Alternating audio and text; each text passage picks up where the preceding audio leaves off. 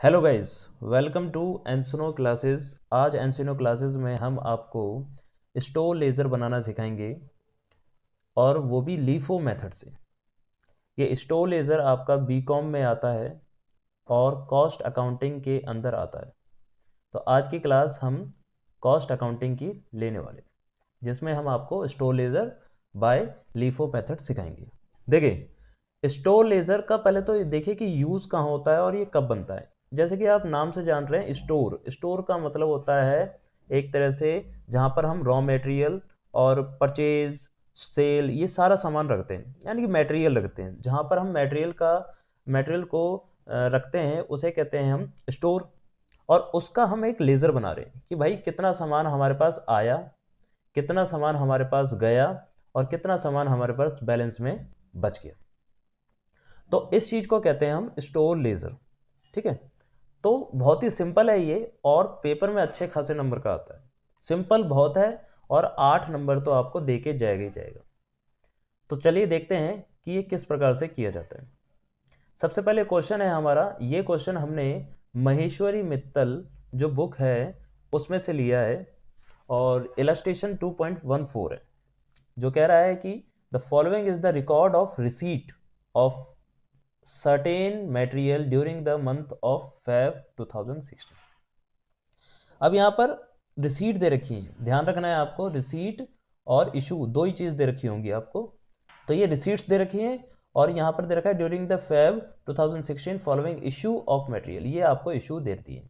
तो यहाँ रिसीट हो गई और ये इशू हो गई। अब आपको डेट का भी ध्यान रखना है कि जो डेट जिस हिसाब से आ रही है उसी हिसाब से आपको एंट्री करनी है। ऐसा नहीं करना कि ये जो इशू के रिसीट के पहले दे दिए और इशू के बाद में दे दिए तो पहले रिसीट कर लेते हैं और फिर इशू करेंगे, नहीं, ये गलत हो जाएगा। आपको करना क्या है, फैब 1 की एंट्री ये है, फैब 4 की ये है, फैब 16 की ये है। अब 4 और 16 के बीच में 10 भी आता है, 15 भी आता है, तो इनकी एंट्री पहले होगी, देन फिर 16 की एंट्री होगी।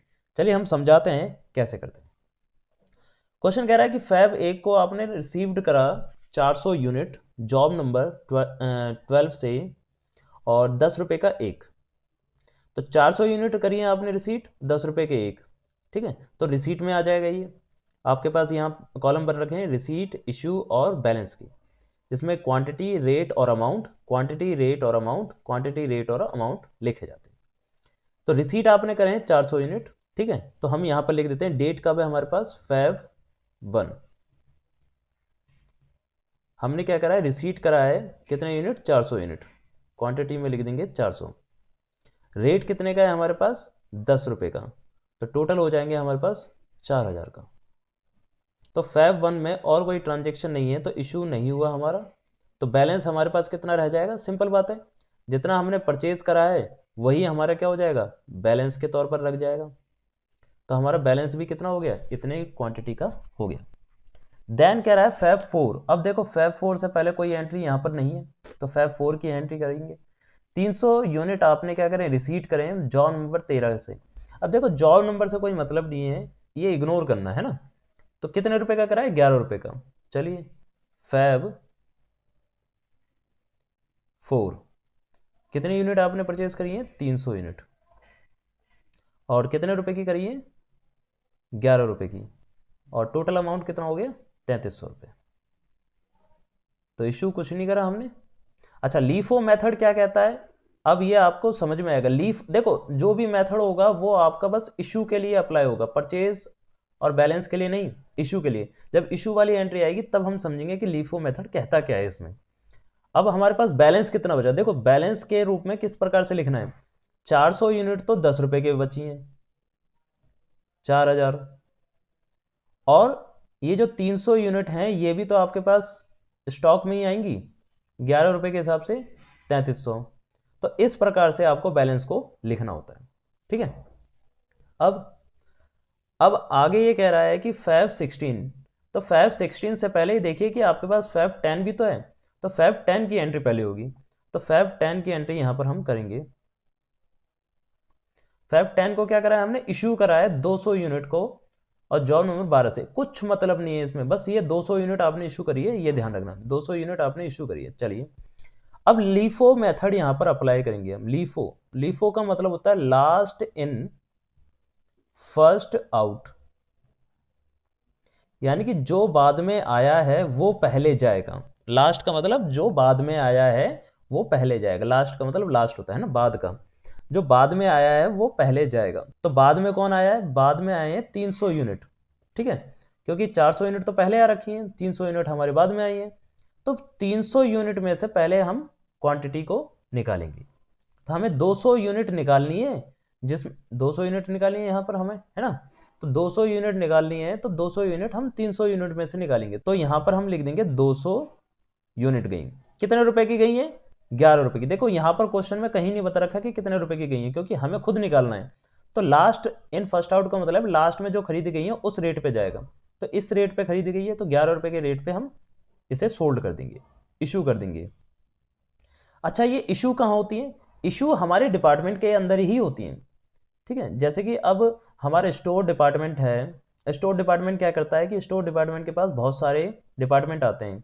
डिपार्टमेंट 1, डिपार्टमेंट 2, डिपार्टमेंट 3, डिपार्टमेंट 4, मतलब कंपनी के अंदर के ही डिपार्टमेंट आते हैं और इससे कहते हैं कि भाई ये वाला सामान दे दो, ये वाला सामान दे दो, ये वाला सामान दे दो। तो इसे क्या करना पड़ता है? हिसाब रखना पड़ता है कि भाई किसको कितना सामान दिया। तो उस हिसाब से ये क्या करता है? इशू कर देता है। इशू का मतलब ये किसी और को सेल करना नहीं है, अपनी फैक्ट्री के अंदर सेल करना है। अब आपके पास बैलेंस कितना बचा? देखो 400 यूनिट में से तो एक यूनिट भी कम नहीं हुई, तो 4000 रुपये तो टोटल आपके पास बचा है। मगर यहाँ 300 यूनिट में से आपने 200 यूनिट सोल्ड कर दिए, तो आपके पास कितना बचा? 100 यूनिट। तो ये बच गया आपका 1100 रुपये का। समझ में आ रहा होगा आपको, ठीक है। अब अगला देखते हैं। 10 फरवरी हो गई, अब 15 फरवरी, क्योंकि 15 फरवरी के बाद 16 फरवरी ही आ रही है यहाँ पर। तो 15 फरवरी क्या है? इशू करा है आपने 100 यूनिट, ठीक है ना। तो 15 फरवरी फेब 15 आपने क्या करा है? इशू करा है। तो इशू में लिखेंगे हम कितने? 100 यूनिट।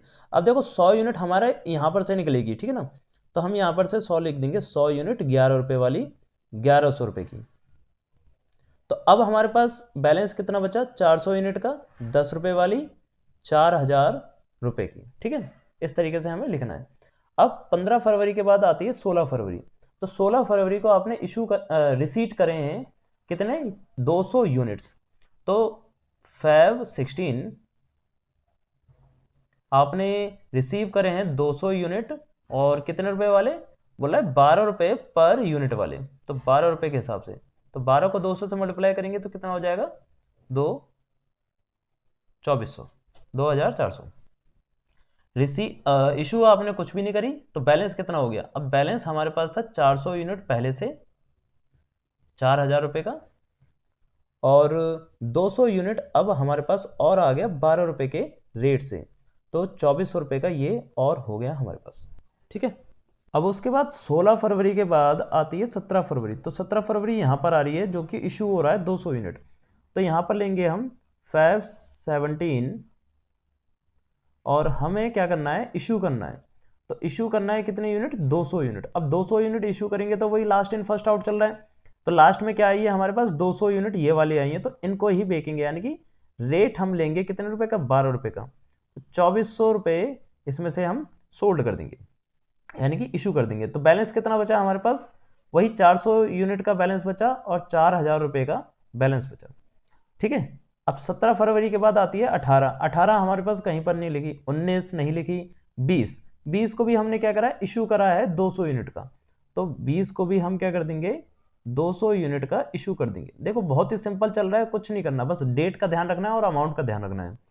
अब 200 यूनिट आपने इशू करे हैं, तो 200 यूनिट आप इशू करोगे तो अब तो यही अमाउंट बचा है आपके पास। बैलेंस हमेशा नजर बैलेंस पे रखनी है आपको।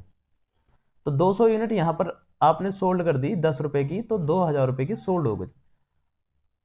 अब बची कितनी है हमारे पास? बैलेंस कितना बचा है? 200 यूनिट बैलेंस बचा है, 10 रुपए का बैलेंस बचा है, तो 2000 यूनिट आपके पास अभी भी बैलेंस में बची हुई है, ठीक है।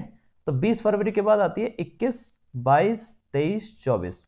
कोई डेट नहीं है हमारे पास। फिर 25 को आपने क्या करा है? रिसीट करा है। तो रिसीट में लेंगे हम फैब 25 को। रिसीट आपने करी है 400 यूनिट, और कितने रुपए की? 13 रुपए पर यूनिट। यहां पर 13 रुपीज लिखा है, देखिए ये रहा, ठीक है। और 13 को जब 4 से मल्टीप्लाई करेंगे तो ये आ जाएगा आपका 52। 5200 रुपए की आपने यूनिट 400 खरीदी हैं। इशू आपने कुछ भी नहीं करा, बैलेंस अब आपके पास क्या है, 200 यूनिट हैं 10 रुपये वाले 2000 रुपये के, और 400 यूनिट हो गई है आपके पास 13 रुपये वाली 5200 रुपये की। ठीक है, इस तरीके से। तो 25 फरवरी कंप्लीट हो गया। 25 के बाद आती है 26 फरवरी। 26 फरवरी को आपने क्या करा है, इशू कर दिया। तो चलिए 26 फरवरी को इशू कर देते हैं। Feb 26 आपने इशू करा है। तो इशू कितने की करी है आपने, 100 यूनिट का। तो 100 यूनिट किस में से जाएंगे, 13 रुपये वाले में से जाएंगे, क्योंकि लीफो चल रहा है ना अब। तो 13 रुपये वाले में से 100 यूनिट हमारी चली जाएंगी। तो बचेंगे कितने हमारे पास, 100 यूनिट गई हैं 13 रुपये वाली, तो ये हो जाएगा हमारे पास 1300 रुपये। अब हमारे पास बचा क्या है, देखिए अब हमारे पास पहले तो 10 रुपये वाली 200 यूनिट पूरी की पूरी बची हुई है, यानी कि 2000 रुपये की। और इसमें से अब हमारे पास बची हैं कितनी यूनिट, 300 यूनिट। 13 रुपये वाली यानी कि 3900 रुपये की यूनिट हमारे पास बची हुई है। ठीक है, अब नेक्स्ट कहता है 28 फेब को। तो फेब 28 को इशू कराए हमने 200 यूनिट, और रेट हमें नहीं देगा, तो 200 यूनिट इशू करें तो इसी में से कर देंगे। तो फेब 28, तो 200 यूनिट आपने क्या कर दिया, इशू कर दिया 13 रुपये की, तो 2600 रुपये से ये इशू हो गया। अब बैलेंस कितना बचा आपके पास, 200 यूनिट 10 रुपये वाली 2000 रुपये की, और 100 यूनिट 13 रुपये वाली यानी कि 1300 रुपये की आपके पास यहाँ पर बैलेंस में बचा हुआ है। और ये हुआ आपका कंप्लीट।